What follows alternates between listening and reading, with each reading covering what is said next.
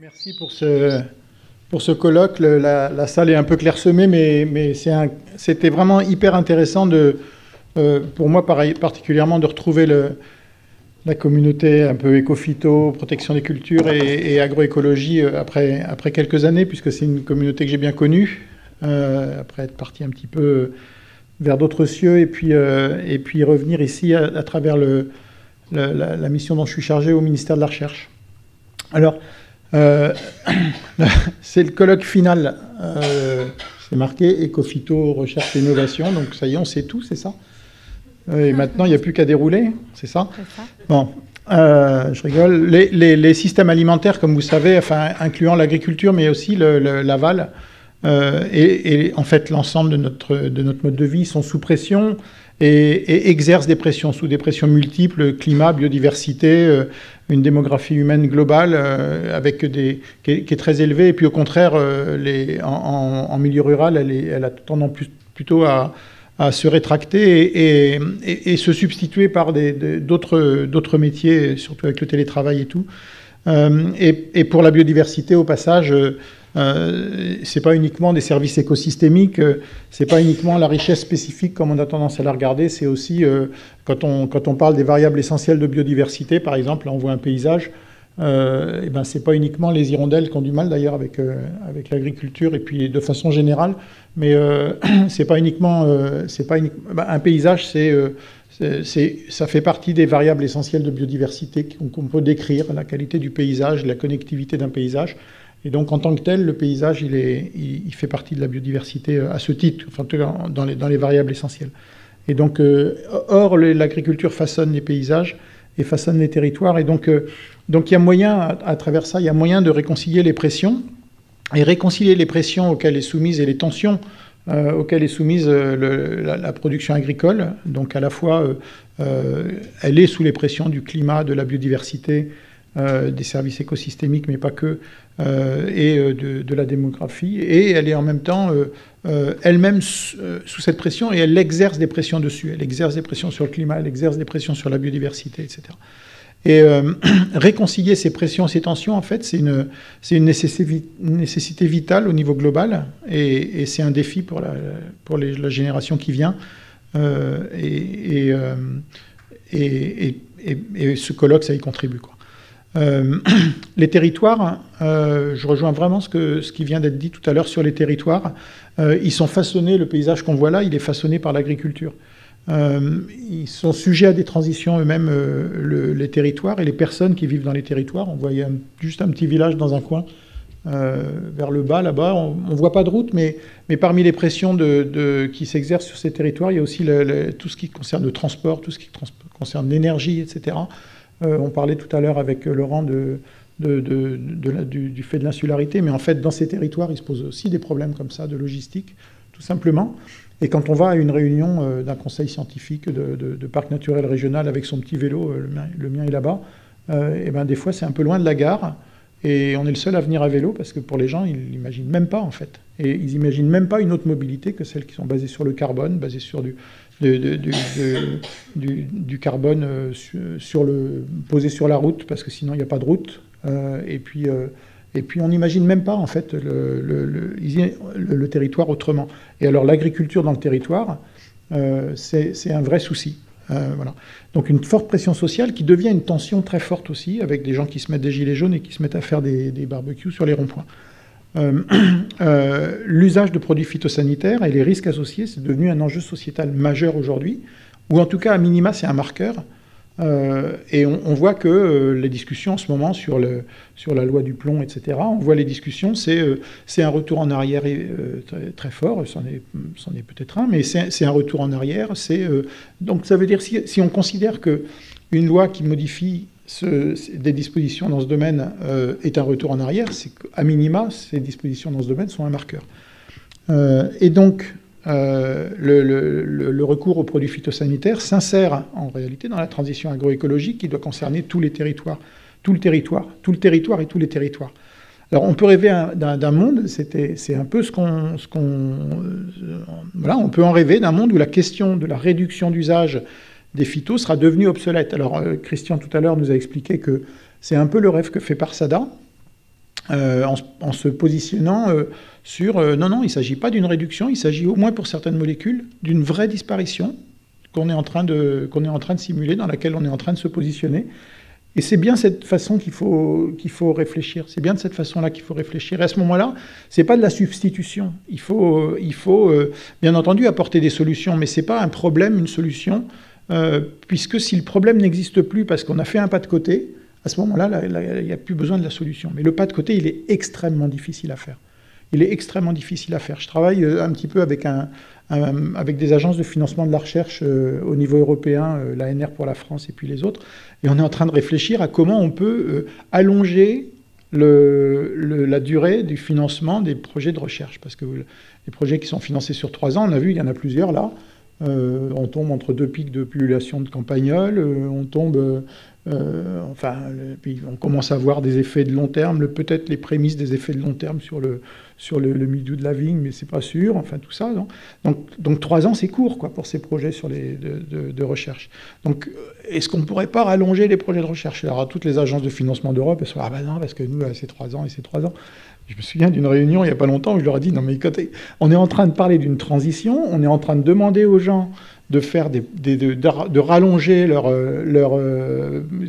rotation culturelle et de faire des pirouettes sur les mains en mettant des nouvelles variétés, des trucs qui n'existent pas. Et vous n'êtes pas capable de faire un appel à projet sur plus de 3 ans, parce que ça, c'est quand même... Et donc, il faut qu'on arrive à changer tout le système, y compris le système de soutien à la recherche. Voilà.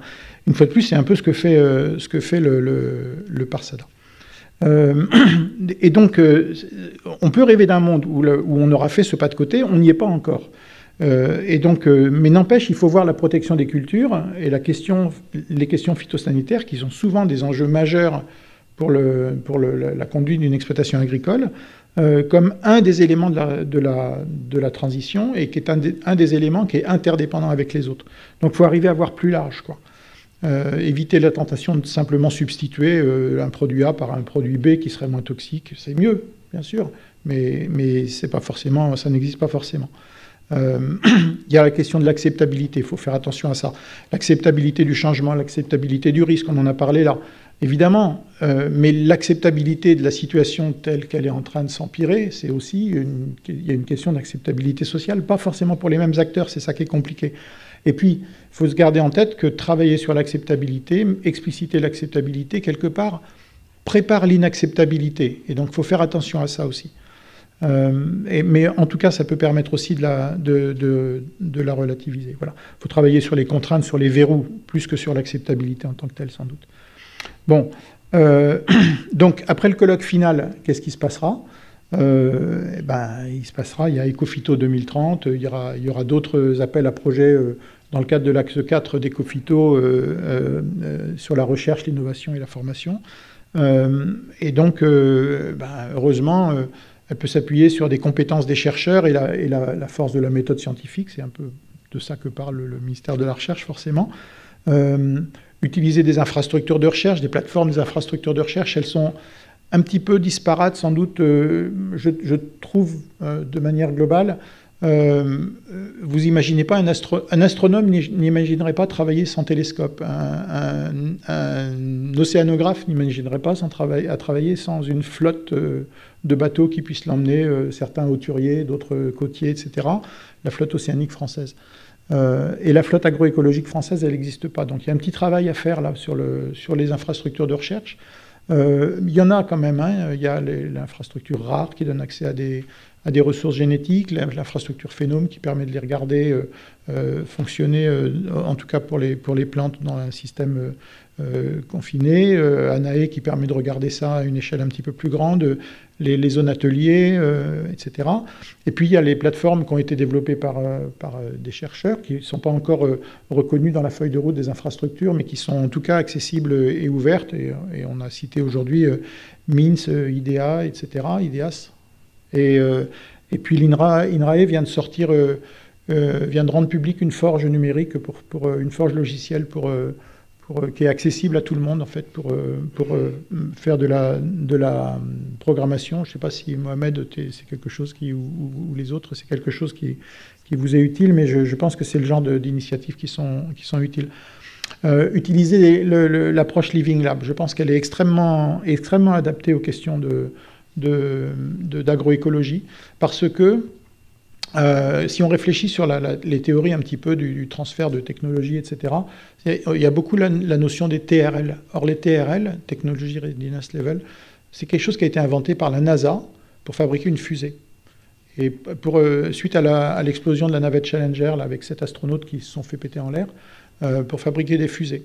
Et donc, c'est utile, mais une fusée, il y a un PDG de la NASA quelque part, ou je ne sais pas comment ils sont organisés, mais en tout cas, il y a quelqu'un qui passe une commande.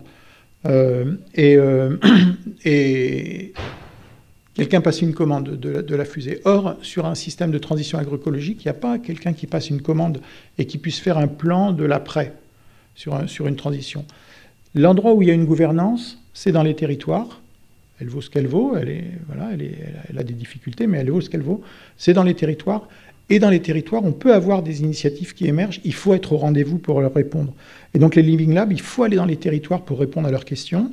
Et ça va au-delà de la recherche partenariale avec 3-4 agris ou même de la recherche-action avec 4 ou 5 agris. Ça va au-delà, c'est être capable de répondre à sa mission de chercheur, quoi, somme toute. Il y a des gens qui ont des questions, et ben, des concitoyens qui ont des questions, la recherche publique est là, et on essaie d'y répondre.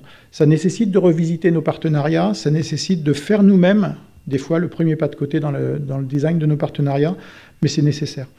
Il faut assurer la suite des projets qui sont présentés ici. Chaque fois, vous donniez la valorisation, la continuation des projets. Et puis, il faut veiller à articuler avec d'autres initiatives. Donc, nous, on essaie de le faire entre les ministères, mais essayez de le faire aussi, vous, en tant que chercheur, avec l'axe 1 sur le Parsada. On en a parlé, donc il y a des moyens qui y sont. Avec défis, vous avez parlé des défis XP, défis fermes, etc. Donc, voilà. Et défis, c'est Living Lab compatible. Avec le PRAM, avec...